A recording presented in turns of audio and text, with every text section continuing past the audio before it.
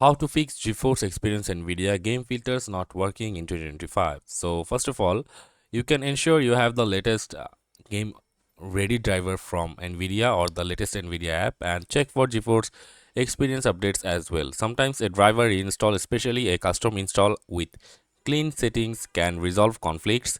You can also try installing older drivers as a potential workaround, and then make sure the in-game overlay is enabled in GeForce Experience settings, and ensure the game you are playing supports NVIDIA filters.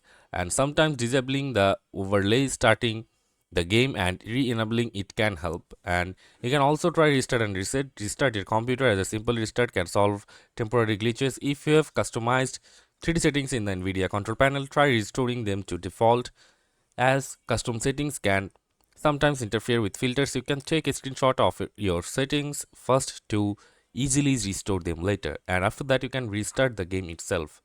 And you can also try GeForce Experience or Nvidia app, like open GeForce Experience before launching your game. If you have the new Nvidia file, ensure it's updated and the overlay is enabled. Consider installing GeForce Experience, and if you are using GeForce Experience, make sure experimental features are enabled in the settings, and check for conflicting softwares like OBS or Steam Labs. OBS can sometimes cause conflicts. Try closing them and relaunching the game. That should fix your problem. So that's it for this video. See you on the next one, guys.